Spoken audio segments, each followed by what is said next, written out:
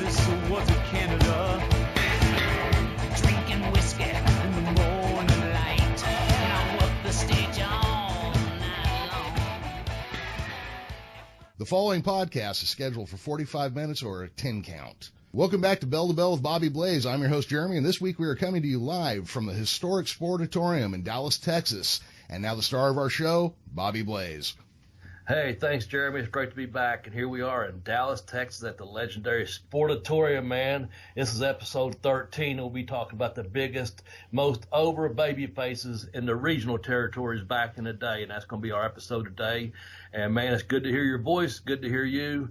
And I think we do have something to clear up, though, from last week's episode. So let's start off with that if you don't care. Yes, we do, actually. Last week's episode ended in a little bit of a boondoggle, a schmaltz, so to speak, to use, insider terminology there.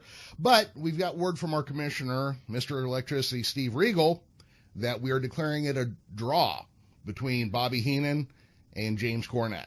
How does that work?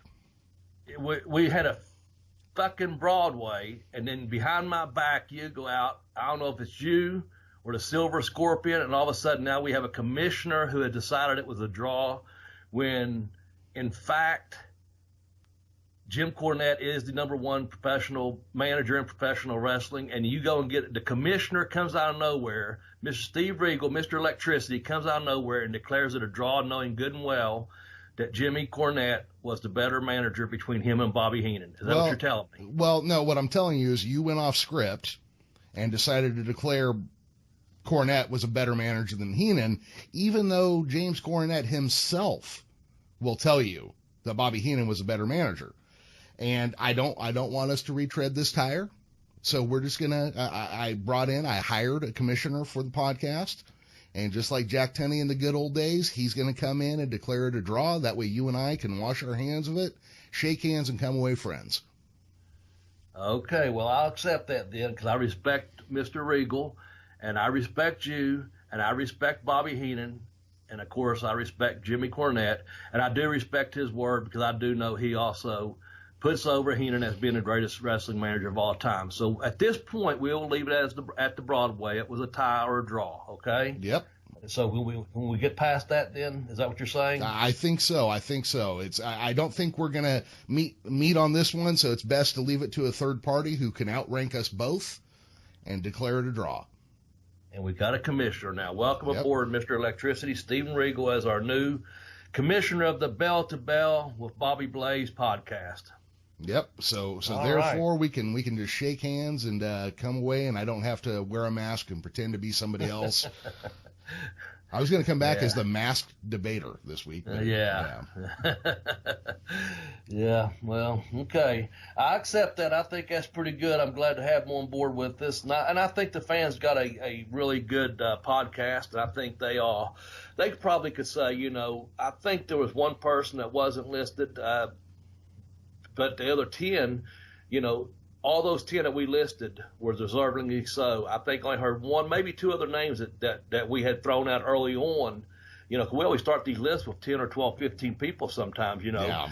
And, well, obviously not 10. We start, 15 a lot of times. But, there was I think the people were real happy with the time limit draw, the Broadway, if you will, of who was the greatest of all time wrestling managers. And that was last week's episode. So if you get a chance, you haven't heard it yet, go back and listen to it. I think you'll really enjoy it, especially if you're an old school wrestling fan and liked all the, when professional wrestling had managers that really meant something back in the day, I guess is what I should say. Yeah, absolutely. They just don't take advantage of using them a lot anymore like they used to.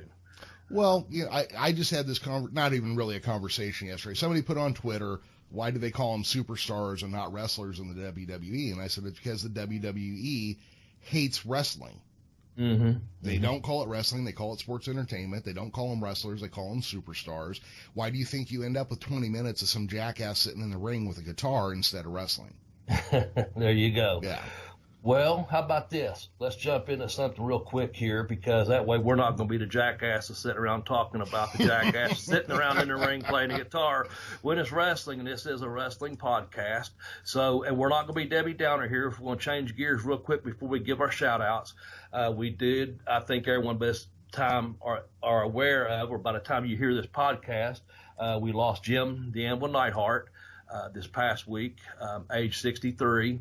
I toured in Australia with Neidhart back in '93. I was around him some in WCW as well. And just a big old heart, big old good guy, big, legit, tough, strong guy. You know, he won an anvil, threw an anvil and won a contest, and that's how he got the name Anvil. We lost him, and I'll let you comment on the as I finish up, because I'm going to do one more. Then I'm going to let you speak on both of these, or who you decide, and then I think you have one.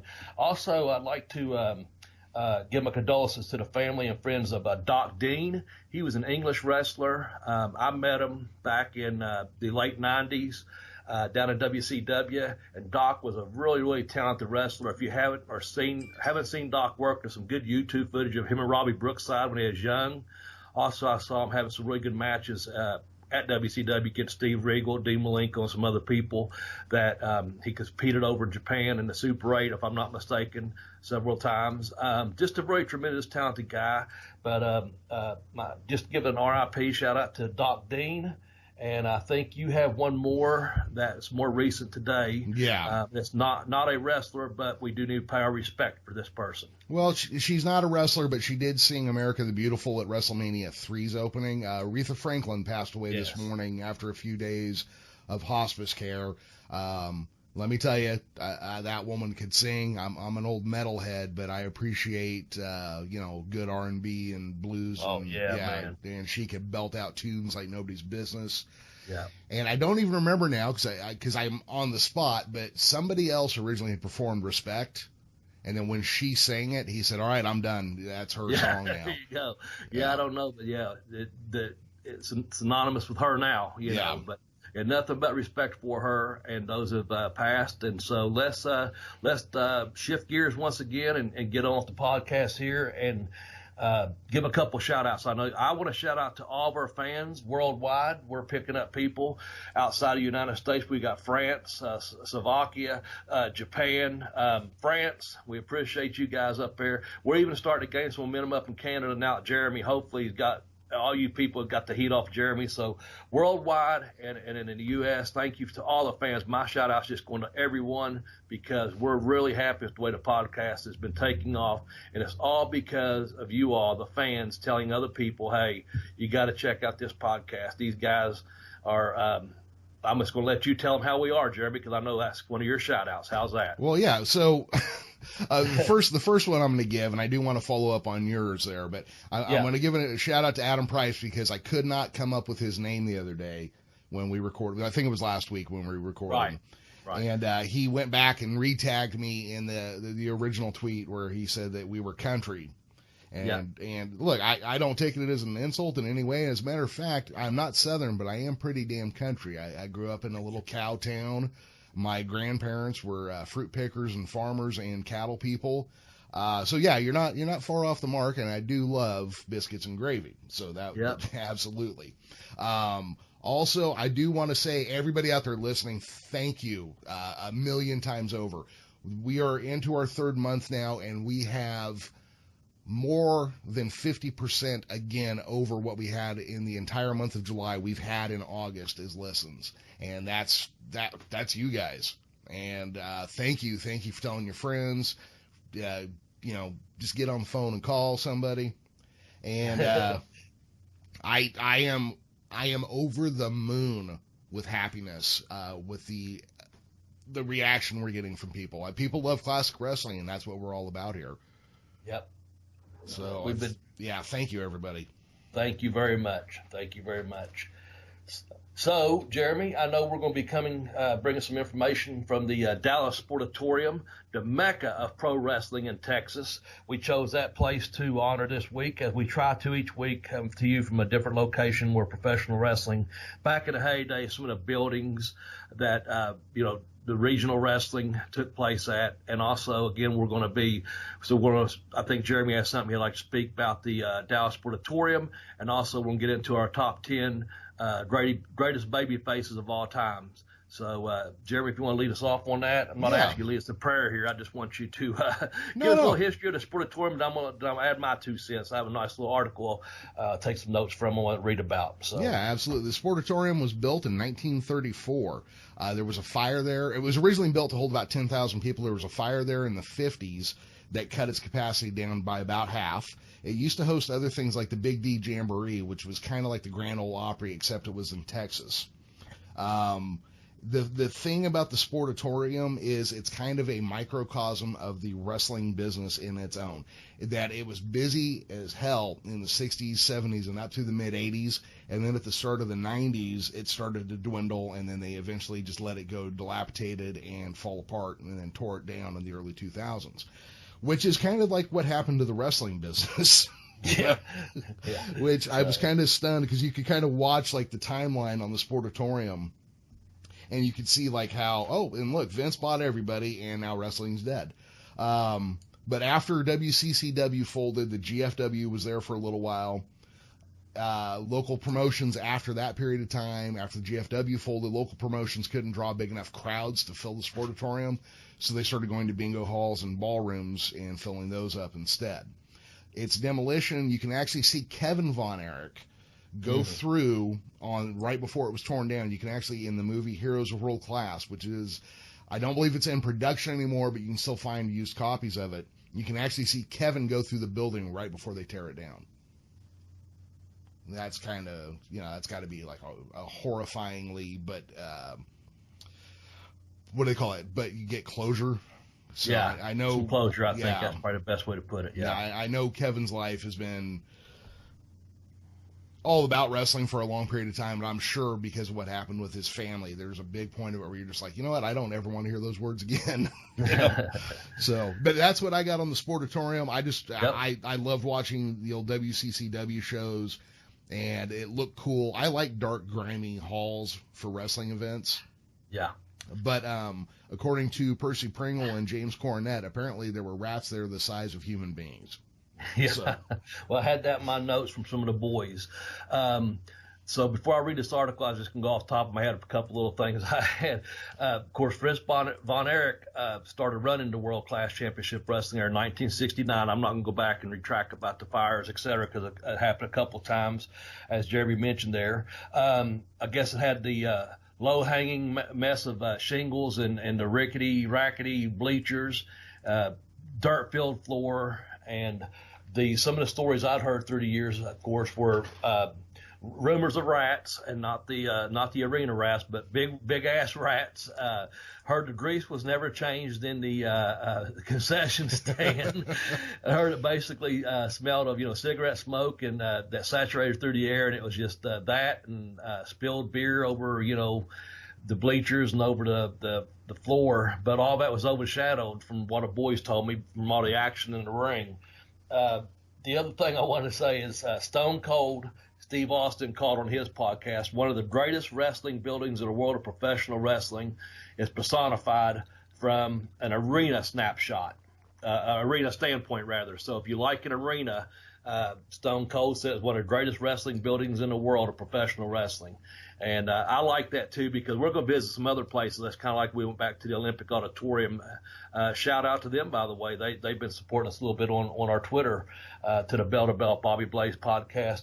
But so when you get that, just something special about a place, you like you said, can't say enough about it.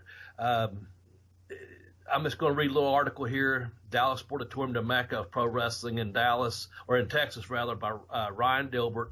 And it just, we're going to get more into some of the people that's mentioned, but to step inside the muggy, homely, dirt-floored Dallas Sportatorium was to step inside a monument to the art of pro wrestling.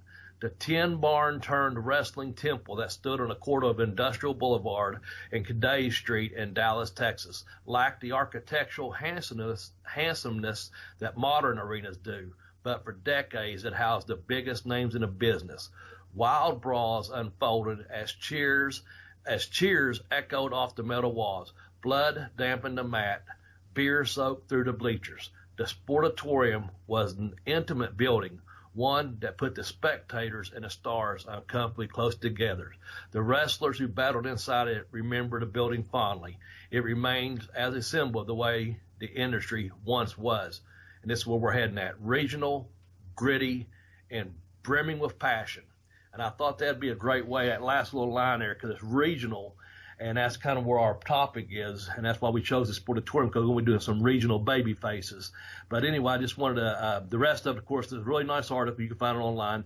It says a lot of the same things about the fire and some of the guys that, performed there, and such and such. But that's just a paragraph that I really liked, and I'd done that with the Olympic Auditorium, and that was from a local newspaper in Dallas, and I thought, man, that's pretty cool. So there's your little history lesson from the Sportatorium, and it's legendary from what the boys, told me, the things they've heard and seen and saw there, from like, as you mentioned, the rats and the grease not being changed and all that, just cigarette smoke and stale beer, and that's just the way wrestling should be remembered, I think, or should be, I think, still today. Hell, I'd love to have been able to be one of the performers there, just peeking, watching some of the matches there.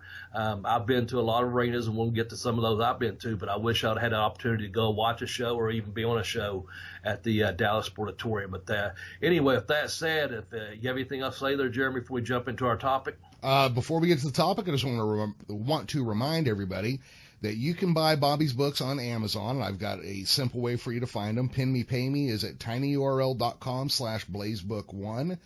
And I kicked out on The Education of Wrestlers at tinyurl.com/blazebook2.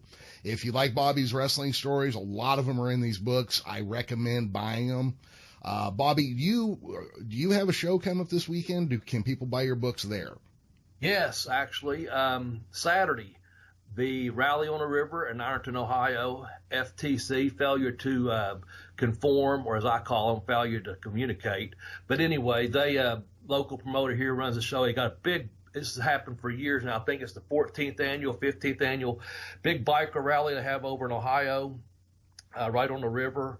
That's the name, Rally on the River. A lot of babes, a lot of beers, a lot of bikes. And this year, the wrestling is not going to be indoors. It's going to be outdoors, like one of the rock shows. They've got several local and a couple of national bands coming in, all heavy metal, from my understanding. So, and if I knew the names, I'd rattle a couple of them off, but I'm drawing a complete blank on that. But I will be there from 3 to 5, hanging out and signing autographs, selling some T-shirts, hopefully some DVDs, and also both my books will be available there. Rally on the River Saturday. I'll be there from 1 o'clock on. Actually, the show starts though from 3 until 5. So come on out and have a good time. Nothing else.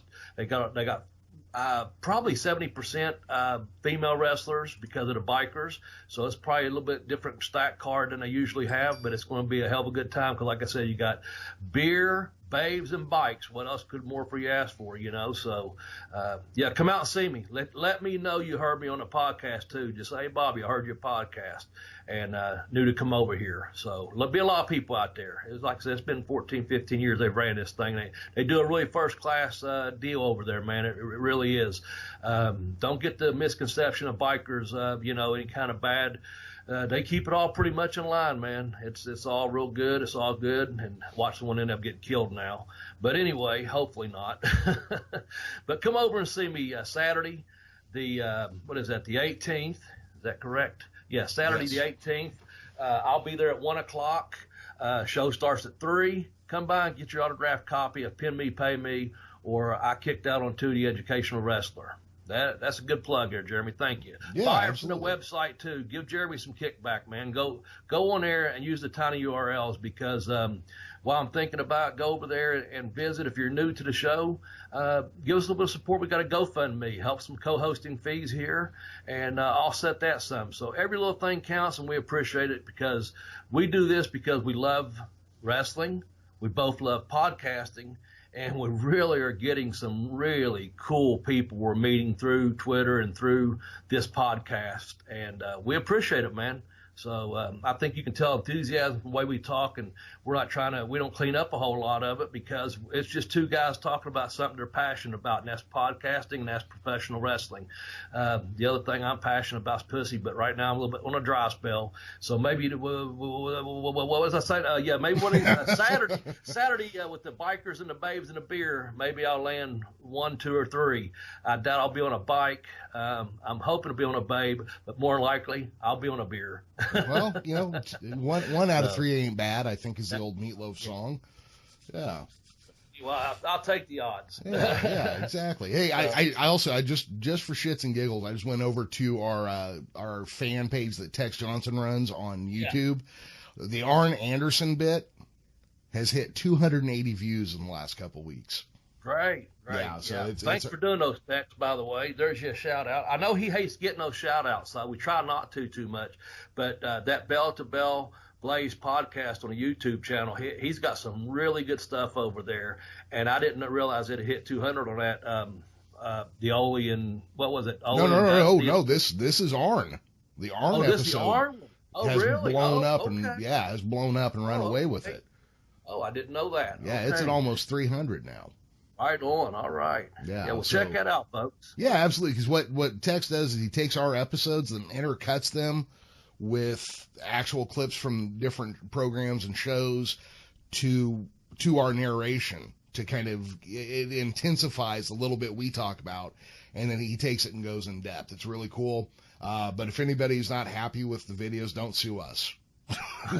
we have nothing to do with it. Yeah, we appreciate him doing it, but absolutely. we don't have anything to do with it. But I do appreciate the way he cuts them up and puts things in them because he does it first class, guys. He really absolutely. does. And Look, they're here's enjoyable. The thing. I know what's in these episodes because it's us talking, but what he does with them to expand on them is just incredible. Exactly. Yeah. All right. Well, Bobby, we got about 25 minutes remaining in this episode, so let's get to the top 10 regional baby faces. Okay. You want me to start us off number 10? Yeah, start us off. Okay, number 10. We start off, guys, we had about probably 15 to 18 names between us, but we kind of went with some fan feedback. We went with some other people, stuff we've read, stuff we've heard, stuff we know, and we started off number 10 with Johnny Weaver, okay? Johnny Weaver from the probably known best as a tag team specialist throughout the Mid-Atlantic region with Jim Crockett Promotions. He wrestled over 4 decades. He was best known with his tag team partner, George Becker. But from my understanding, they become household names because they tagged together for about 8 years. And I will let Jeremy say a couple little things about him because he's going to tell you about one of his most famous holds that's named after him. So that's Johnny Weaver is number 10. Yeah, so baby faces. Johnny Weaver is the first person, or at least the first person anybody can find, who used the sleeper hold, which Dusty Rhodes would later refer to as the Weaver Lock, and Johnny Weaver himself called it the Weaver Lock. But it was the first time that anybody can find that it was used was Johnny Weaver, which I think you get points just for that. Also, you deserve to be on this list because Dusty Rhodes was a fan of Johnny Weaver, and that's good enough for me. Yep.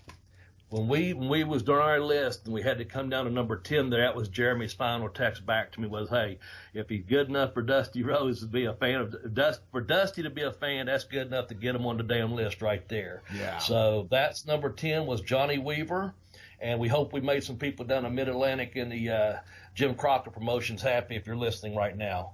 That takes us to number 8. Would you like me to introduce him, or you want to, Jeremy? Well, this would be number 9, Bobby. Number 9. Yeah, I'm jumping ahead. I'm sorry. Yeah, I'm looking at 2 sets of notes. Yep. I'm holding number 8 in my hand, and number 9 is on another piece of paper I'm glancing at. This will be number 8. Thanks for correcting me there, referee. Yeah, no problem.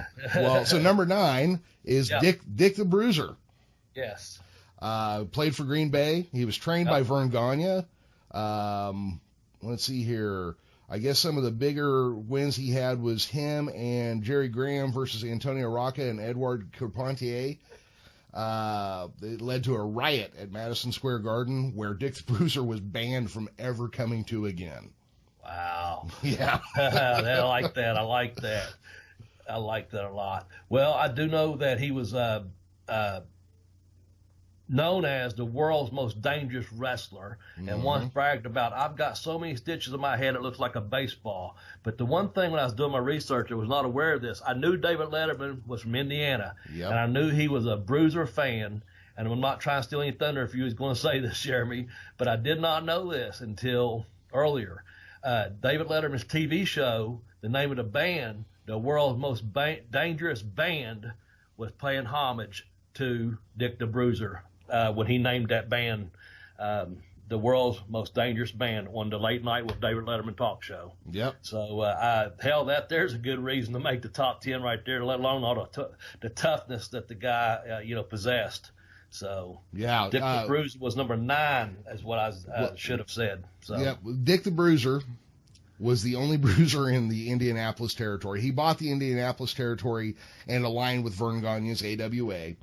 But he was so synonymous with the name Bruiser that when Bruiser Brody worked up there, he worked under the name King Kong Brody's just to not create any confusion. There you go. Wow. And he might have also given Bobby Heenan the name the Weasel. Oh, okay. Yeah.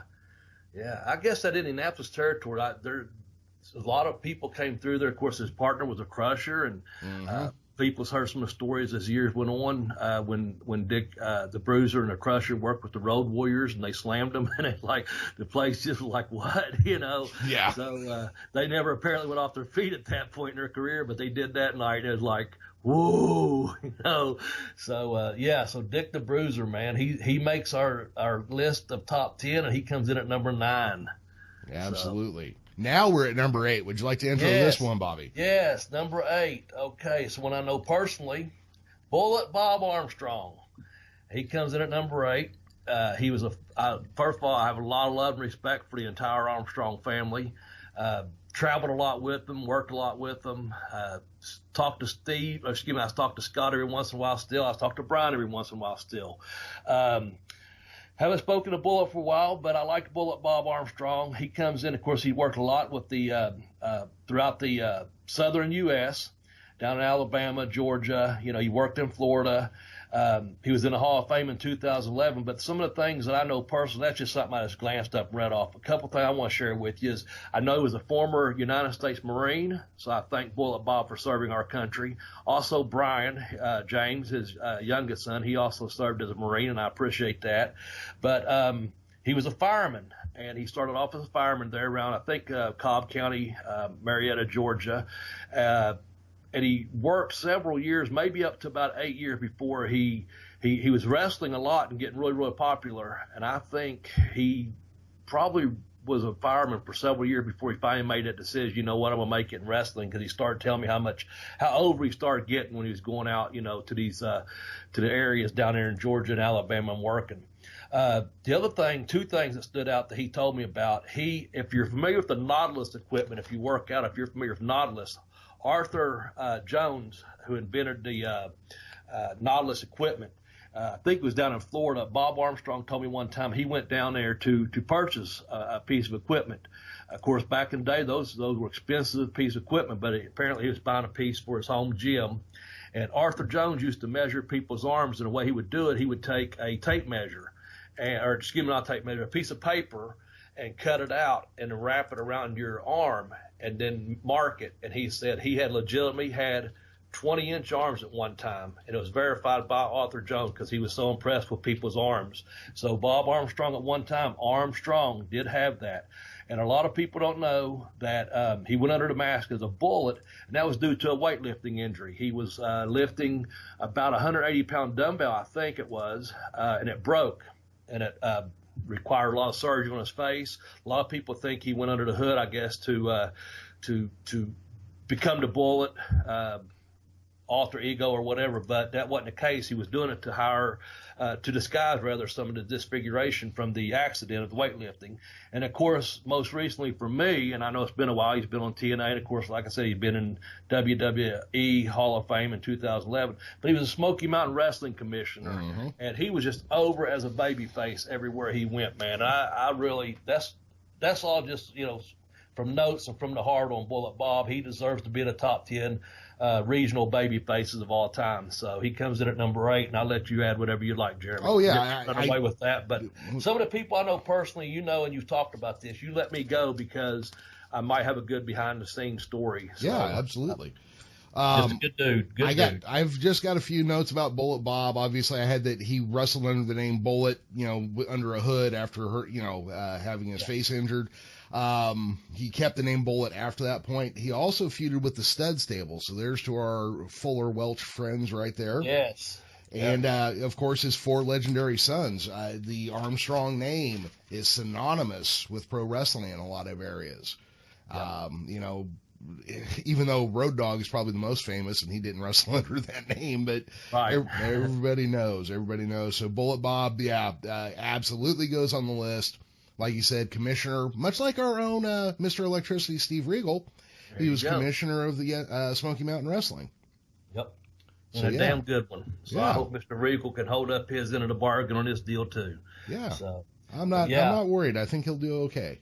I think so. Yeah. So now we're at number 7, and I think it's your turn to introduce one. Absolutely. Number 7, we go to Jerry the King Lawler, a man who has held more titles than any other wrestler, more recognized titles than any other wrestler, with a total of 168 as of its last official counting.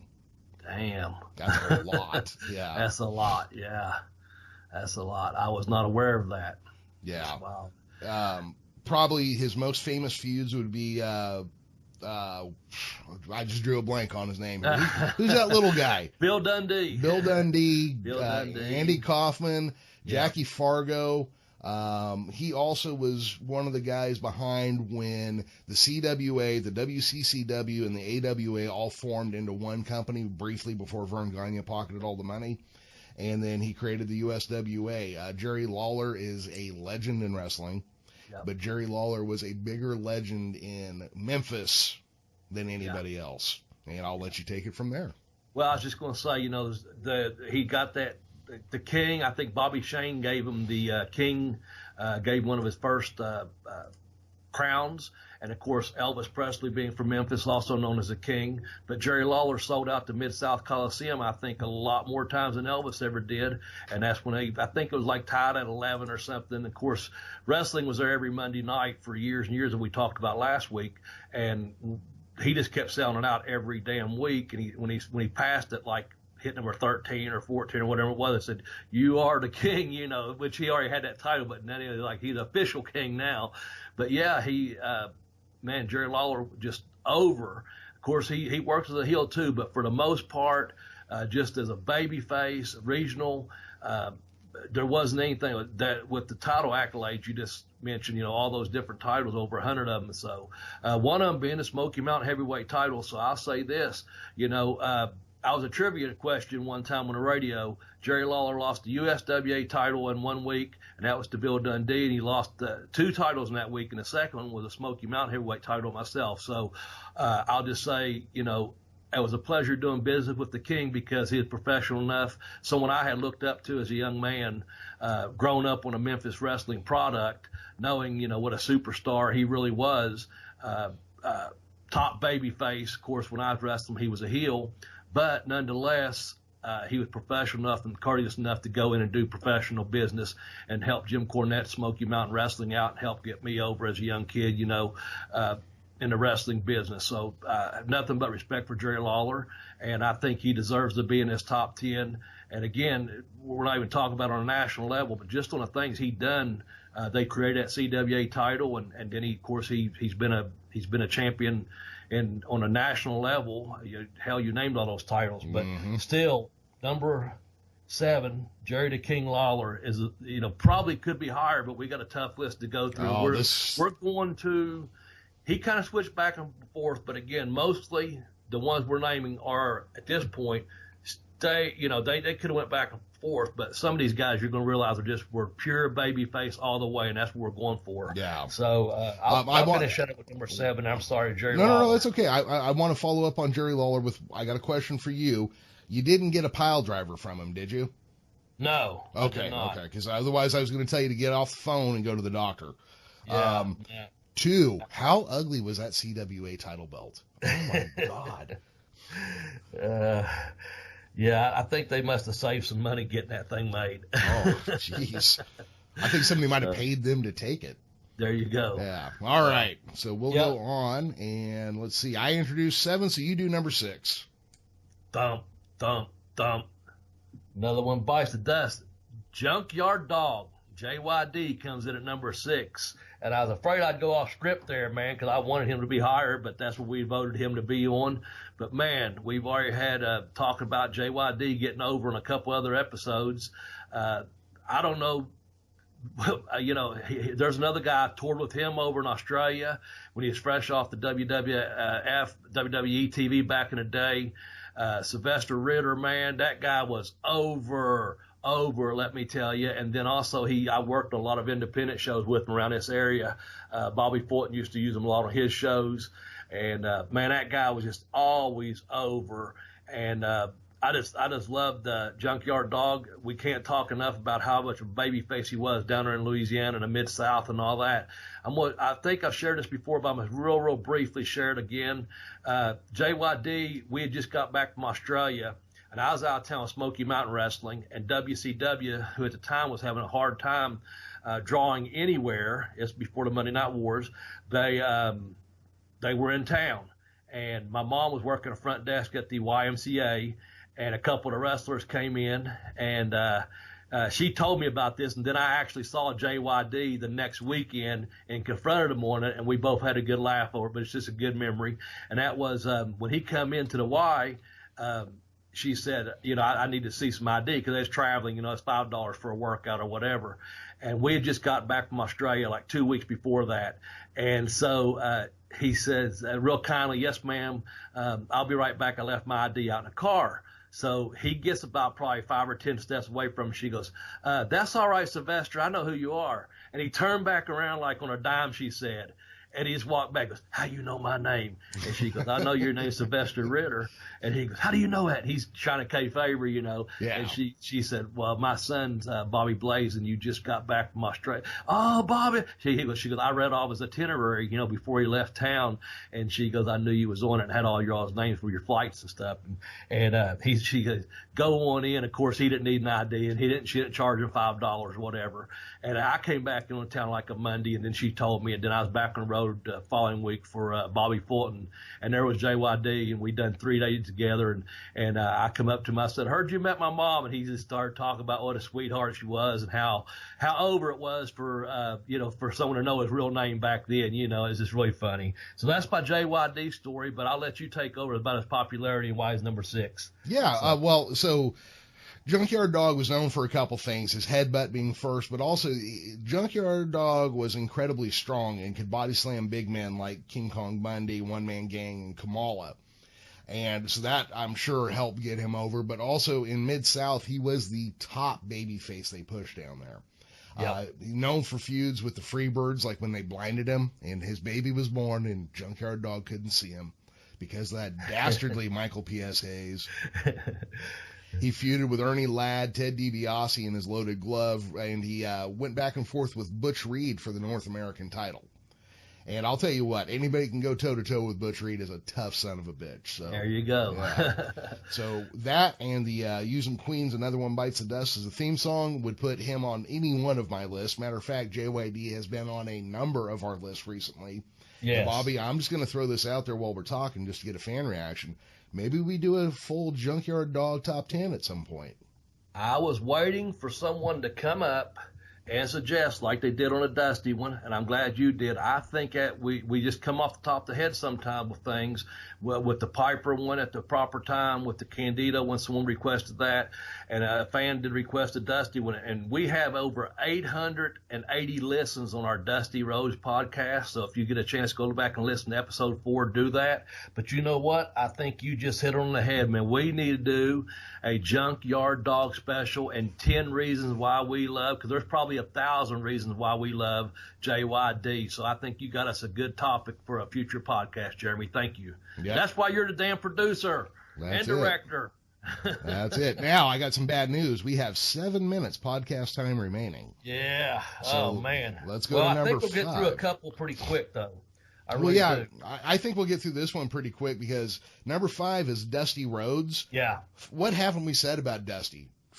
He was over, super over everywhere he was, but especially in Florida, where I believe he was in Florida when he turned on Gary Hart and first made his face turn that would dominate the rest of his career. Yeah. I know one thing we didn't say, and a couple people tweeted us about it. Funky like a monkey. Oh, yeah. So there you go. So we episode 4, I just mentioned it. Go back and listen to that because that's probably the only thing we didn't say about Dusty Rhodes during our podcast and 10 things we love about him. So Dusty comes in number 4 or 5. 5 rather. Yep. And so we'll just kind of brief over that because there's a whole podcast out there. And if you haven't listened to it, I strongly suggest you do because it is our most popular podcast, episode 4, Dusty Rhodes. That's going to take us to number 4. And my numbers are all fucked up and sitting there reading them. I got my reading glasses on even. I got a light shining on them. But number 4, Bruno Sammartino. Coming in at number 4, all-time baby faces. Yeah, Bruno was known for his bear hug. He was WWF champion for 11 years. In 1959, he set the world bench press record. We could probably do a 10 on Bruno as well. So maybe, we probably could. And we've spoken about him before as champions. We had him on our top 10 champions list. So once again, we hate to brief over, but we do have to get to these next 3. And I think we got enough time to get all 3 of these over. So Bruno comes in at number 4, and that's going to take us to our top 3. Drum roll, please. Whatever. There you go. Yeah. All right, number 3. From the Rock and Roll Express, one of the greatest baby faces of all time, Ricky Punky Morton. So Ricky Morton, this will cover him alone and with the Rock and Roll Express, but the thing people remember about the Rock and Roll Express especially is Ricky's selling. Yeah. And that's what really got them over. Also, I came across a piece of information. I don't know if this was true or not, but Rock and Roll was formed by Jerry Lawler. Yep. I didn't know he put them together until I was reading this. And apparently Ricky Morton has been involved in either single or tag team titles 79 times. Damn. Well, Ricky Morton's just a hell of a good guy, and a couple funny stories real quickly about Ricky Morton. You mentioned that about Jerry Lawler putting them together. They apparently went over. There was a flea market across the street from the Mid-South Coliseum taking place, and they went across the street over there. They got back, and they had bought some different things, bandanas and feathers and all these different things to go over to get on TV with. And anyway, basically, I think Lawler or someone come in and said, or someone said to him and said, "Damn, I don't know if y'all was gypsies or wrestlers or Indians or what the hell you were," because it had so many gimmicks, on her thing. But Ricky Morton's also, I guarantee it, in every one of those matches he's been in, and if Ricky ever listens to it, and he knows, and if you listen to Cornette, any of them podcasts, Ricky Morton, every match he ever had, man, those fans, they was hanging from the fucking rafters. So I guarantee it, when he worked at the Sportatorium, the fans were hanging from the rafters. That was one of his favorite sayings about how packed the building was. And I love Ricky Morton to death. I have the privilege of actually getting to see him 2 or 3 times a year. And I just love Ricky to death. And I learned to sell from him because he told me to watch him. And I knew something was up when he said, "Bobby, watch me." And I started learning how to sell in that territory. Never as good as him, of course, but still, what a great guy. And I love him and Robert both dearly. They're really good people, good friends of mine. Sadly, I only see them each about 3 or 4 times a year, but that's just the way it is. But Ricky Morton, one of a hell of a fucking baby face.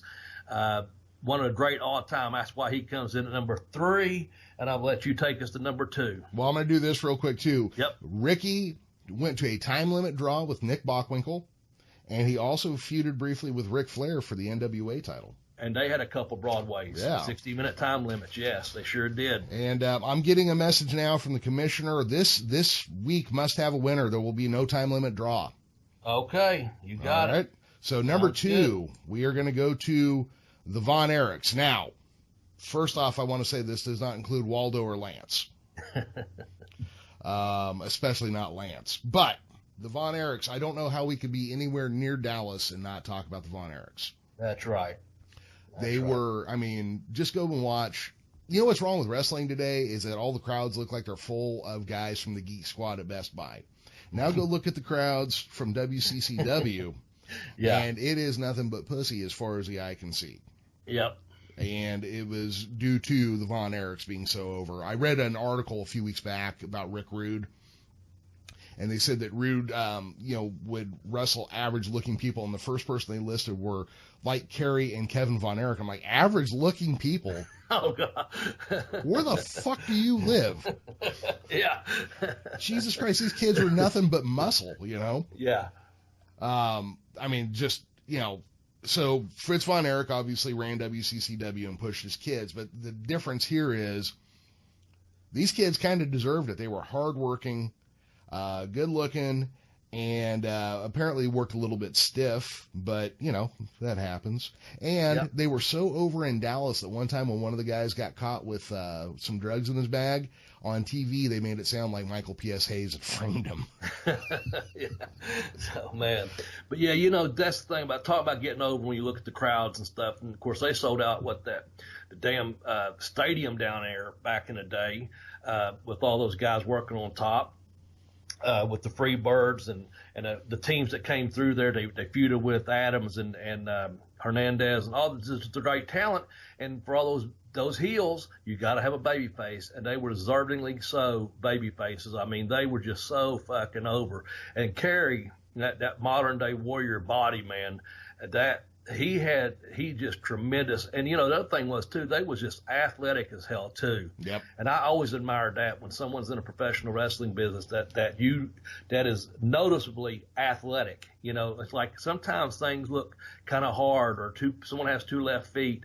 But you know what? Those guys were such good athletes. They just took right to it. And, of course, we're mentioning David as well when we're talking about Kevin and Kerry. And also, oh, shit, there's a time limit going off. Got to mention David also because he was considered at one time, I think, a discussion of becoming maybe the NWA World Heavyweight Champion at one time. But anyway, Von Erichs come in at number 2, and I'll let you finish up with anything you have to say about the Von Erichs. Well, yeah, I was going to say the 6-man titles never meant much to anybody except when it came to the Von Erichs in WCCW. That was the only time I remember anybody ever getting, excited or anticipating wins for anybody is when those 3 guys, Kevin, who was it? Was it, Mike was with them when they were doing this? Yeah, I think so. Yeah. Yes. Kevin, Kerry, and Mike. Yeah. I do want to point out Kevin's standing body scissor was, you have to be pretty strong to jump that high in the air and then catch a guy like that with your legs. I just thought of that. Yeah. Yeah. Kerry, I mean, it's kind of a tragic story, but I do want to impress people that when he worked as the Texas Tornado, he had a fake foot. Yeah. And that is just incredible that you can be that athletic and in that kind of shape. And David Von Erich, I've never known if it was true or not, but Ric Flair and other people have said that there was talk of putting the NWA title on him. Yeah. So when he passed away, they did give Kerry a short NWA title run. Right. Yeah. I heard that as well. With that said, I did wrestle a Texas Tornado in WWF for the Superstars of Wrestling. We did a Piper thing. I don't know if anyone can find it out there. If anyone can, probably text. But I wrestled. I did about 6 or 8 TV spots for them back in the day. And I was in 2 cities back to back. I couldn't tell you if it's Fort Wayne, Indiana, or Toledo, Dayton, Ohio, or somewhere in that area. They contacted me, and one of the nights I got to work with Kerry.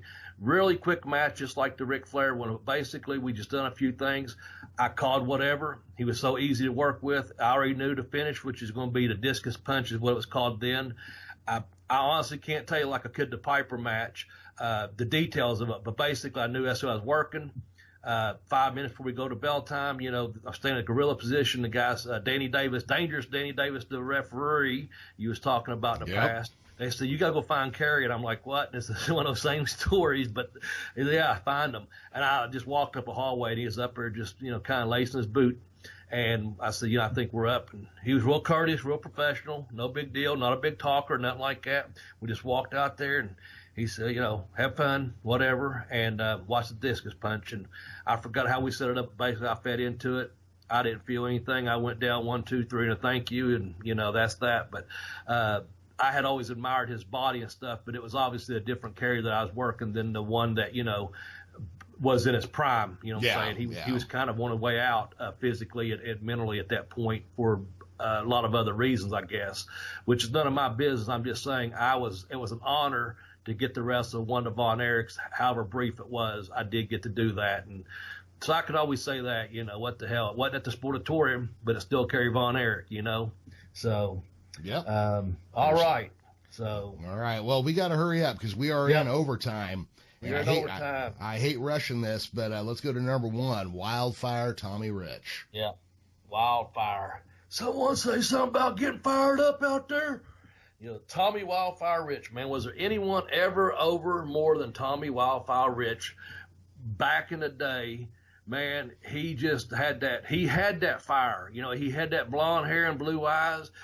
He had that talk. He could talk those people in a building. He had an interview. And, man, like you said, he's number 1. Tommy Wildfire Rich is number 1 all-time babyface. I'll let you talk a bit more about him because I know a little bit about Tommy, and I just saw him back in Memorial Day weekend, I think, at Bobby Fulton's show, and I'll probably run into Tommy again because someone up this way always books him once or twice a year, and I get to run into him, say hi to him. But Tommy Rich is a fucking hell of a babyface back in the day, man. Well, Tommy Rich, I think, one of the phrases you hear about him most often is matinee idol looks. People were coming off of, you know, the Partridge Family and this kind of stuff, and he kind of looked like, you know, he fit into that mold. And chicks' panties just fell off when he was around, you know. He was one of the biggest stars for TBS in the Georgia days. Yeah, that's what I was going to say. When they hit, he hit at the right time, you know. So, go ahead. Well, no, that was exactly where I was headed with that. He's held dozens of NWA titles. Probably most importantly, he was NWA World Champion, much like myself. There you go. You got the belt to prove it. Yeah, I got the belt right here. And then I think two of the main things that I remember about him is his feud with Buzz Sawyer. Yep. And I do remember going back and seeing old footage of Tommy Rich under a hood as Mr. R. Okay. Or somebody under a hood who sounded like Tommy Rich. There you go. We'll never know Very for sure. distinguished voice. Yeah. Well, Tommy Rich, you know, when back in the day, Georgia Championship Wrestling, they talked about when TBS hit, they started going to some different markets outside of Georgia, and they used to do a run up here in Ohio and West Virginia. They come through Columbus, up into Michigan, through Columbus, Ohio, over into Charleston, West Virginia. And one night, I was just young fan. I think like my senior year of high school or something. But anyway, he had forgot his gimmicks from my understanding, and I didn't know what gimmicks were back then or whatever. But one of the stories that stands out was he actually wrestled Harley Race at the old Memorial Fieldhouse, and they went out and auctioned off. He had worn a hat to the building apparently that night, and they auctioned off a damned old, like, you know, just a regular ball cap that Tommy Rich was going to autograph to the highest bidder. And I think a guy got like $200 for a hat, man. You know, didn't have any pictures. The gimmick truck, or he forgot him at home, or however it worked back then. But he didn't have anything to sell, so he auctioned off his hat. And of course, I wasn't smart to the business or anything, but it went for like $185, $200, something like that, for just an old hat that Tommy Rich signed. But I'm sure some beer money for Tommy Rich, you know. Oh yeah. So back in the day, he got himself a 6-pack of Milwaukee and hit under the ring. There you go. Yeah. And then the other thing is just Tommy's just a good old boy, and you know, he got that world heavyweight title, and he always said, you know, Harley's just good people for putting him over like that, and he always, you know, just Tommy's one of them people that just you can't not like him. He's just one of these funny people that doesn't even try to be funny half the damn time. But I've got to wrestle with him a lot of times. He's real smooth in the ring. He can sell his ass off. Good ring psychology.